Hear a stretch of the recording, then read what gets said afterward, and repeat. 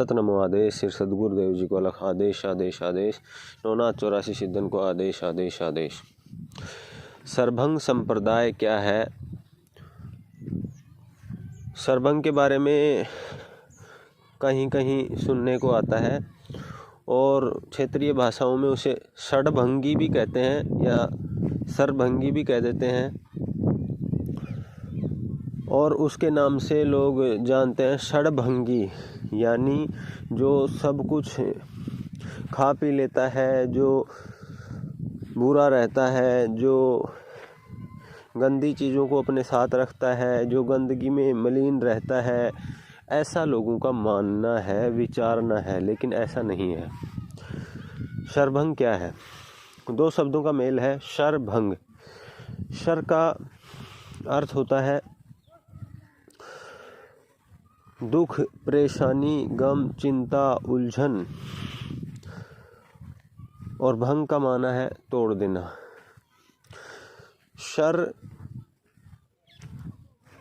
मौत को भी कहा गया है और भंग तोड़ देना, जिसने मृत्यु को जीत लिया है।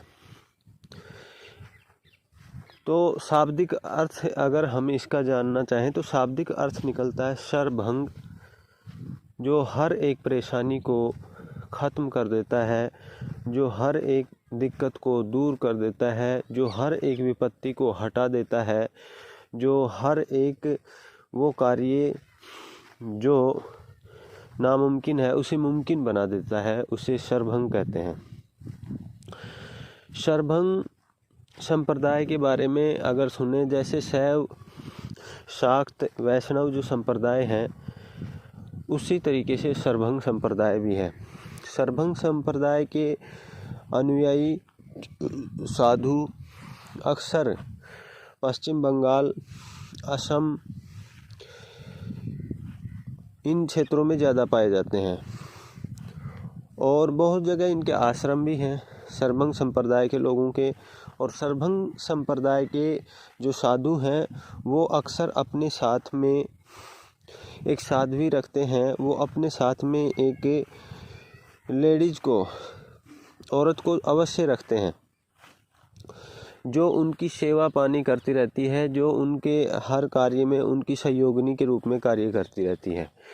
तो शरभंग संप्रदाय के जो संत, शरभंग संप्रदाय के जो सिद्ध पाए गए हैं, तो उनके साथ में एक औरत का जिक्र भी अवश्य आता है, और वो है उनकी साधनाओं में, उनकी तपस्याओं में, उनके योग में उनकी साथ निभाने वाली एक औरत होती है, जो शरभंग संप्रदाय में पाया जाता है। शरभंग संप्रदाय के लोग जो हैं वो शैव और शाक्त दोनों को मानते हैं, और वो भगवान शिव को अर्धनारीश्वर के रूप में मानते हैं। शरभंग संप्रदाय के लोग जो हैं वो होते हैं तामसिक, लेकिन उनकी जो साधनाएं हैं उनमें अघोर की तरह या कपालिक की तरह जो विधियां हैं वो नहीं पाई जाती हैं। उनके यहाँ धूना होता है और उसके बाद में वहाँ सात्विक रूप में ही साधनाएं की जाती हैं।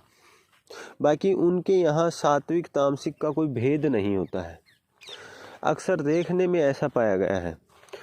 बाकी उनकी जो गोपनीय साधनाएं हैं वो सब जो है उनका विधान अलग होता है, जो सभी के सामने बताई भी नहीं जा सकती हैं और कही भी नहीं जा सकती हैं। क्यों? क्योंकि ये समाज जो है ये तो अपने सिस्टम के मुताबिक कोई रहे उसे सच मानता है, जो इनके सिस्टम और इनके रूल वो फॉलो नहीं करता तो उसे गलत मानता है। ये नहीं देखता कि वो आखिर कर क्यों रहा है, उसके पीछे राज क्या है, उसे नहीं जानना चाहता।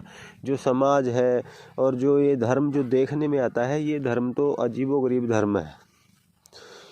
ये रूल और ये सिस्टम जो है ये ऊपर से मानते हैं, उनकी गहराई को नहीं देखते हैं। और सिद्ध परंपरा और जो जितने भी ये संप्रदाय हैं जो परमात्मा को पाने की जो कोशिश में है, वो लोग अपने लक्ष्य के लिए उन्हें कुछ भी करना पड़े, उन्हें इन भौतिक लोगों के जो नियम है इनसे कोई परवाह और फिक्र नहीं होती है। उनके खुद के अपने स्वयं के नियम होते हैं। तो सर्वभंग संप्रदाय के जो लोग हैं उनके बारे में मैंने अल्प से आपको जानकारी दी है कि सर्वभंग संप्रदाय के लोग कैसे होते हैं। सर्वभंग संप्रदाय के लोग वो हैं जो शैव और शाक्त दोनों को मानते हैं। सर्वभंग संप्रदाय के वो लोग हैं जो राजसी, तामसी और सात्विक तीनों प्रकृतियों को मानते हैं और तीनों तरह की साधनाएं करते हैं। सर्वभंग संप्रदाय के जो लोग हैं वो लोगों से भिन्न रहते हैं, अलग रहते हैं और अपने साथ में एक औरत रखते हैं। और सर्वभंग संप्रदाय के चंपारण जिला जो है उस जगह पाया गया है। कई जगह और भी हैं जिनमें सर्वभंग संप्रदाय के आश्रम पाए गए हैं और वहाँ आज भी तपस्वी तपस्या कर रहे हैं।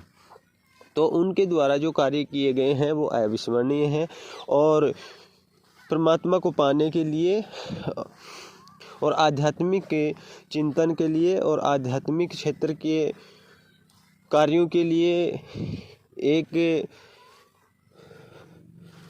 अभिन्न संप्रदाय है जो सभी संप्रदायों से मेल तो खाता है, लेकिन सभी संप्रदायों की अपनी एक खूबी होती है। सभी संप्रदाय अपनी अपनी एक खूबी रखते हैं, तो उन्हीं की तरह उसकी भी एक विशेष खूबी है, विशेष गुण है जिनके द्वारा परमात्मा को पाया जाता है। उच्च कोटि की साधना और उच्च कोटि के साधक होते हैं सर्वभंग संप्रदाय के साधक।